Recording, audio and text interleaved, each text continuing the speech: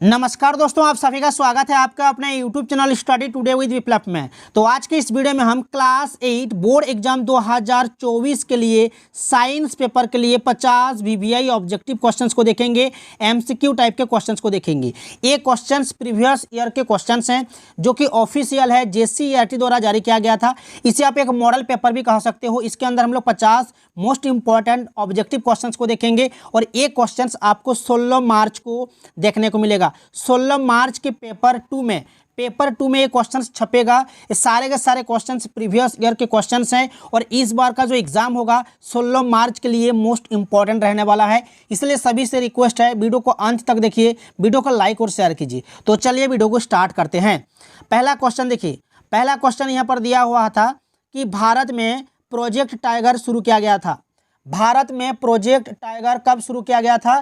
तो याद रखना 1972-73 में। ठीक है, ऑप्शन नंबर बी आपका सही उत्तर हो जाएगा। भारत में प्रोजेक्ट टाइगर शुरू किया गया था 1972-73 में। नेक्स्ट सवाल यहाँ पर दिया हुआ है कि सर्वप्रथम कोशिका की खोज किसने की है? सर्वप्रथम कोशिका की खोज किसने की है? रॉबर्ट हुक ने की है। किसने की है? रॉबर्ट हुक ने। कब की है? 1665 में। 1665 इसमें याद रखना। ठीक है, नेक्स्ट सवाल देखिए। नेक्स्ट सवाल यहाँ पर दिया हुआ है कि एक मुलायम धातु जिसे चाकू से काटा जा सकता है। देखिए, मुलायम धातु जैसे कि सोडियम हो गया और पोटेशियम हो गया। सोडियम और पोटेशियम ऐसे धातु हैं जिसे चाकू से काटा जा सकता है क्योंकि ये मुलायम होते हैं। ठीक है, तो इस क्वेश्चन का सही उत्तर कौन सा होगा? सोडियम हो जाएगा। ऑप्शन नंबर सी आपका सही उत्तर हो जाएगा। नेक्स्ट सवाल दिया हुआ है कि निम्नलिखित में से कौन सी ऐसी धातु है जिसके विद्युत लेपन के द्वारा किसी वस्तु की चमक को बढ़ाया जा सकता है? जिसकी विद्युत लेपन के द्वारा किसी वस्तु की चमक को बढ़ाया जा सकता है। तो इसका सही उत्तर कौन सा होगा? क्रोमियम हो जाएगा। याद रखना, क्रोमियम। नेक्स्ट सवाल है कि संचरणीय रोगों का सबसे मुख्य कारक कौन है? चींटी है, ड्रैगन मक्खी है, मकड़ी या घरेलू मक्खी? तो इस क्वेश्चन का सही उत्तर कौन सा होगा? घरेलू मक्खी आपका सही उत्तर हो जाएगा।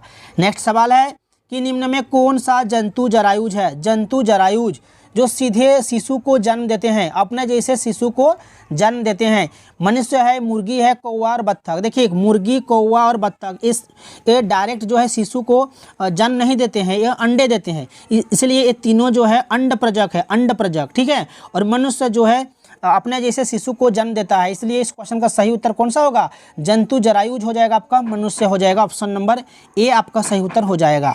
नेक्स्ट सवाल है कि शुष्क मौसम में बालों में कंघी करने वह पर बिखर जाता है। शुष्क मौसम में बालों में कंघी करने पर वह बिखर जाता है। यह कौन सा बल उत्तरदायी है? इसके लिए कौन सा बल उत्तरदायी है? तो ये स्थिर वैद्युत बल का उदाहरण है। ठीक है, तो ऑप्शन नंबर बी आपका सही उत्तर हो जाएगा, स्थिर वैद्युत बल। नेक्स्ट सवाल है कि निम्नलिखित में किस ईंधन का उष्मीयमान सबसे अधिक होता है? तो देखिए, यहाँ पर ऑप्शन में है लकड़ी, केरोसिन, LPG, हाइड्रोजन। तो यहाँ पर सबसे ज़्यादा जिसका उष्मीयमान सबसे ज़्यादा है वो है हाइड्रोजन का। ठीक है, हाइड्रोजन का हो जाएगा आपका उष्मीयमान 1,50,000 है। 1,50,000 है, सबसे ज़्यादा है।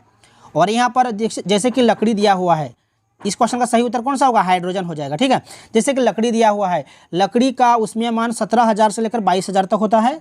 और जैसे कि केरोसिन है, मिट्टी का तेल, इसका उष्मीयमान 45,000 होता है। ठीक है, ये भी याद रखना। नेक्स्ट सवाल है कि इनमें से कौन सा गुणसूत्र शिशु के नर लिंग का निर्धारण करता है? शिशु के नर लिंग का निर्धारण करता है। तो देखिए, नर शिशु के लिए XY याद रखना और मादा शिशु के लिए XX। ठीक है, तो यहाँ पर नर का बात किया गया है, नर लिंग का निर्धारण करता है। तो यहाँ पर सही उत्तर हो जाएगा आपका XY हो जाएगा। Option number A.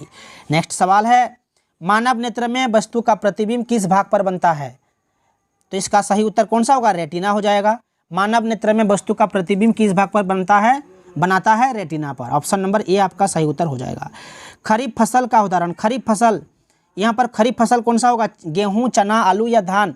तो यहाँ पर सही उत्तर धान हो जाएगा। धान, मकई, मूंगफली, सोयाबीन एक खरीफ फसल के उदाहरण है। खरीफ फसल बोया जाता है वर्षा ऋतु में, यानी कि जून जुलाई में, और इसकी कटाई जो है अक्टूबर से दिसंबर के बीच की जाती है। याद रखना। तो इस क्वेश्चन का सही उत्तर कौन सा होगा? धान हो जाएगा, खरीफ फसल। नेक्स्ट सवाल है कि सौर परिवार में कितने ग्रह है? सौर परिवार में कितने ग्रह है? 8 ग्रह है। ऑप्शन नंबर ए आपका सही उत्तर होगा। नेक्स्ट सवाल है कि घर्षण हमेशा हानिकारक है, लाभदायक, हानिकारक और ना ही लाभदायक है? कुछ मामले में हानिकारक तथा कुछ मामले में लाभदायक होता है। तो घर्षण हमेशा कुछ मामलों में हानिकारक तथा कुछ मामलों में लाभदायक होता है। ऑप्शन नंबर आपका डी सही उत्तर होगा।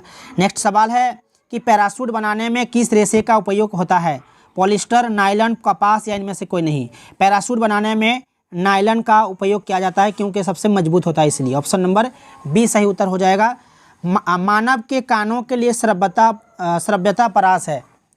श्रव्यता परास है, याद रखना 20 हर्ज से 20,000 हर्ज, ये आपका सही उत्तर हो जाएगा। इसे श्रव्य ध्वनि कहते हैं, ठीक है, 20 हर्ज से 20,000 हर्ज। नेक्स्ट सवाल है कि किस यंत्र के उपयोग से भूकंप की तरंगों को रिकॉर्ड किया जाता है? किस यंत्र के उपयोग से भूकंप की तरंगों को रिकॉर्ड किया जाता है? रिक्टर पैमाना, कंप्यूटर, भूकंप लेखी, इनमें से कोई नहीं। तो सही उत्तर हो जाएगा आपका भूकंप लेखी हो जाएगा। भूकंप लेखी आपका सही उत्तर हो जाएगा। विश्व तापन का प्रमुख कारण, विश्व तापन का प्रमुख कारण है कार्बन डाइऑक्साइड की बढ़ती मात्रा के कारण, ठीक है। तो ऑप्शन नंबर डी आपका सही उत्तर हो जाएगा। नेक्स्ट सवाल है कि संकटापन्न प्रजाति है घोड़ा, गाय, कुत्ता या बाघ? तो संकटापन्न प्रजाति यहाँ पर कौन सा होगा? बाघ हो जाएगा। Option number D. नेक्स्ट सवाल है कि जंतु कोशिका में क्या अनुपस्थित होता है? जंतु कोशिका में क्या अनुपस्थित होता है? कोशिका झिल्ली, केंद्रक, कोशिका भित्ति या जीव द्रव्य? तो सही उत्तर कौन सा हो जाएगा? कोशिका भित्ति हो जाएगा। कोशिका भित्ति पौधे कोशिका में पाया जाता है, याद रखना। नेक्स्ट सवाल है जल के शुद्धिकरण में किस अधातु का उपयोग होता है? तो यहाँ पर इस क्वेश्चन का सही उत्तर कौन सा होगा? क्लोरीन हो जाएगा, ठीक है। जल के शुद्धिकरण में किस अधातु का उपयोग होता है? तो क्लोरीन का। ऑप्शन नंबर बी आपका सही उत्तर हो जाएगा। नेक्स्ट सवाल है कि विश्व के पहले प्रतिजैविक का नाम है। विश्व के पहले प्रतिजैविक का नाम कौन सा है? पेनिसिलिन, याद रखना पेनिसिलिन। ऑप्शन नंबर डी आपका सही उत्तर हो जाएगा। नेक्स्ट सवाल है कि पानी में हाइड्रोजन और ऑक्सीजन का अनुपात क्या होता है? 2:1, ठीक है, 2:1 आपका सही उत्तर हो जाएगा। नेक्स्ट सवाल है कि निम्न में से किस जीव में द्विखंडन द्वारा जनन होता है? निम्न में से किस जीव में द्विखंडन द्वारा जनन होता है? तो इस क्वेश्चन का सही उत्तर कौन सा होगा? अमीबा हो जाएगा, ठीक है। नेक्स्ट सवाल है कि द्रव का दबाव गहराई के बढ़ने से बढ़ता है। ऑप्शन नंबर बी आपका सही उत्तर हो जाएगा। नेक्स्ट सवाल है कि ईंधन के ऊष्मीय मान का मात्रक होता है। ईंधन के ऊष्मीय मान का मात्रक किलोजूल प्रति किलोग्राम होता है। किलोजूल प्रति किलोग्राम, याद रखना। ऑप्शन नंबर सी। नेक्स्ट सवाल है कि किशोरावस्था की उम्र है। किशोरावस्था की उम्र है 11 से 19 वर्ष, याद रखना। ये आपका सही उत्तर हो जाएगा 11 से 19 वर्ष। एग्जाम में पूछा जाता है कि बाल्यावस्था की उम्र होता है 6 से 10 वर्ष और 0 से 6 वर्ष होता है आपका शैशवावस्था की उम्र।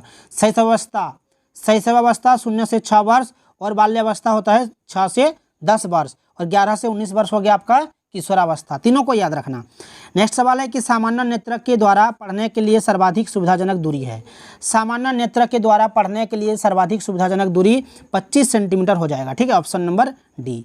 नेक्स्ट सवाल है कि फूलों, फलों एवं सब्जियों का बड़े पैमाने का उत्पादन करना क्या कहलाता है?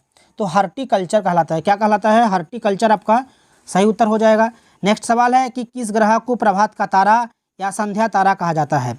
किस ग्रह को प्रभात का तारा या संध्या तारा कहा जाता है? तो शुक्र ग्रह को, ठीक है। शुक्र ग्रह आपका सही उत्तर हो जाएगा। Option number D. नेक्स्ट सवाल है किस आकृति की वस्तु पर तरल घर्षण कम होता है? किस आकृति की वस्तु पर तरल घर्षण कम होता है? तो सही उत्तर हो जाएगा नौकाकार हो जाएगा। ऑप्शन नंबर सी। नेक्स्ट सवाल है कि पदार्थ जो प्रक्रिया जैसे कि जीवाणु के द्वारा अपघटित होता है क्या कहलाता है? पदार्थ जो प्राकृतिक प्रक्रिया जैसे जीवाणु के द्वारा अपघटित होता है क्या कहलाता है? जैव निम्नीकरणीय, ठीक है। ऑप्शन नंबर ए आपका सही उत्तर हो जाएगा। सभी से रिक्वेस्ट है वीडियो को अंत तक देखिए, वीडियो को लाइक और शेयर कीजिए। नेक्स्ट जो सवाल है, प्लेलिस्ट में आपको साइंस के बहुत सारे वीडियोस मिल जाएंगे, ठीक है। आपको प्लेलिस्ट चेक करना है। प्लेलिस्ट में बहुत सारे वीडियोस पड़ा हुआ है, सभी को एग्जाम देने से पहले देख कर जाना, ठीक है। नेक्स्ट जो सवाल है कि ध्वनि की प्रबलता किस कारक पर निर्भर करती है? ध्वनि की प्रबलता किस कारक पर निर्भर करती है? तो ये आयाम के कारण हो जाएगा। Option number B. नेक्स्ट सवाल है कि विपरीत आवेशों के बीच क्या प्रतिक्रिया होती है? विपरीत आवेशों के बीच क्या प्रतिक्रिया होती है? आकर्षण या प्रतिकर्षण? इस क्वेश्चन का सही उत्तर होगा आकर्षण हो जाएगा। नेक्स्ट सवाल है कि हरित गृह प्रभाव और वैश्विक तापन के लिए मुख्य रूप से उत्तरदायी गैस कौन से हैं? हरित गृह प्रभाव और वैश्विक तापन के लिए मुख्य रूप से उत्तरदायी गैस हैं कार्बन डाइऑक्साइड और मीथेन, दोनों हो जाएगा। दोनों हो जाएगा, कार्बन डाइऑक्साइड और मीथेन। ऑप्शन नंबर सी सही उत्तर हो जाएगा।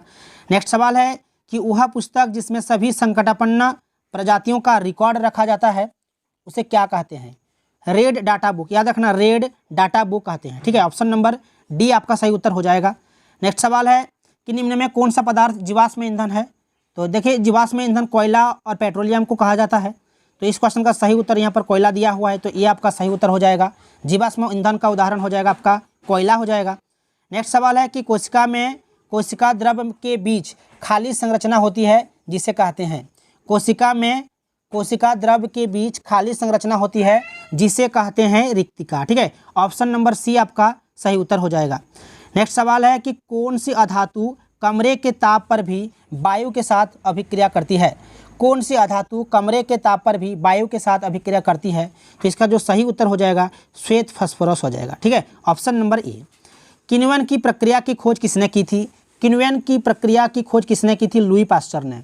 लुई पास्चर आपका सही उत्तर हो जाएगा।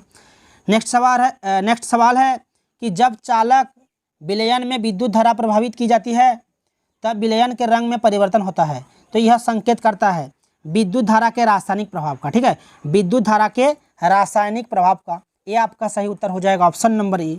नेक्स्ट सवाल है कि विश्व में सर्वप्रथम एक भेड़ का क्लोन विकसित किया गया था। एक भेड़ का क्लोन विकसित किया गया था जिसका नाम था Dolly, Dolly. Option number c सही होगा। नेक्स्ट है कि तरल है द्रव गैस, ठोस गैस, इनमें से कोई नहीं, तो तरल है द्रव और गैस दोनों हो जाएगा। Option number b. तरल जो है द्रव और गैस दोनों होते हैं, तो ऑप्शन नंबर बी आपका सही उत्तर हो जाएगा। नेक्स्ट सवाल है कि विद्युत उपकरणों में लगी आग बुझाने के लिए सबसे अच्छा अग्निशामक कौन सा है? पानी, पेट्रोल, कार्बन डाइऑक्साइड या तेल? तो सबसे अच्छा अग्निशामक जो है यहाँ पर कार्बन डाइऑक्साइड हो जाएगा। ऑप्शन नंबर सी। नेक्स्ट सवाल है कि लड़कों के गले के सामने उभरा हुआ भाग क्या कहलाता है? लड़कों के गले के सामने उभरा हुआ भाग क्या कहलाता है? एडम एप्पल कहलाता है या कंठमणि? ऑप्शन नंबर ए आपका सही उत्तर हो जाएगा। ये सारे के सारे सवाल जो है एग्जाम पेपर के लिए मोस्ट इंपॉर्टेंट रहने वाला है। वीडियो को अंत तक देखिए, वीडियो को लाइक और शेयर कीजिए। नेक्स्ट जो सवाल है कि श्वेत प्रकाश यानी कि सूर्य का प्रकाश में कितने रंग होते हैं? तो ये 7 रंग होते हैं। ऑप्शन नंबर सी सही होगा। नेक्स्ट सवाल है कि एक स्थान पर एक ही प्रकार की बड़ी मात्रा में उगाए गए पौधों को क्या कहते हैं? एक स्थान पर एक ही प्रकार की बड़ी मात्रा में उगाए गए पौधों को क्या कहते हैं? फसल कहते हैं। ऑप्शन नंबर बी सही उत्तर हो जाएगा। नेक्स्ट सवाल है कि खगोलीय पिंडों के बीच की दूरी को किस इकाई में मापा जाता है? खगोलीय पिंडों के बीच की दूरी को किस इकाई में मापा जाता है? तो प्रकाश वर्ष, ठीक है। ऑप्शन नंबर सी आपका सही उत्तर हो जाएगा। नेक्स्ट सवाल है कि घर्षण चिकने सतहों की अपेक्षा रुखड़े सतहों पर डैश, तो रुखड़े सतहों पर क्या होता है? अधिक होता है, ठीक है। रुखड़े सतहों पर अधिक होता है और चिकने सतहों पर कम होता है, तो इस क्वेश्चन का सही उत्तर ऑप्शन नंबर ए हो जाएगा। नेक्स्ट सवाल है कि कौन सा प्राकृतिक बहुलक है? तो यहाँ पर प्राकृतिक बहुलक हो जाएगा आपका सेलुलोस हो जाएगा। सेलुलोस प्राकृतिक बहुलक है, याद रखना। नेक्स्ट सवाल है, लास्ट सवाल है, इसका आंसर सभी को कमेंट बॉक्स में देना है। इस क्वेश्चन का आंसर सभी को कमेंट बॉक्स में भरना है। जो ध्वनि सुनने में अप्रिय लगती है उसे कहते हैं, जो ध्वनि सुनने में अप्रिय लगती है उसे क्या कहते हैं? सुरीली ध्वनि कहते हैं या संगीत कहते हैं या शोर कहते हैं या सुखद कहते हैं? इसका आंसर सभी को कमेंट बॉक्स में देना है। वीडियो को अगर अच्छा लगा है तो लाइक और शेयर कीजिए और हमारे चैनल में जुड़े रहने के लिए, इस तरह के वीडियोज़ देखने के लिए चैनल को सब्सक्राइब करके रखिए। तो मिलते हैं नेक्स्ट वीडियो में।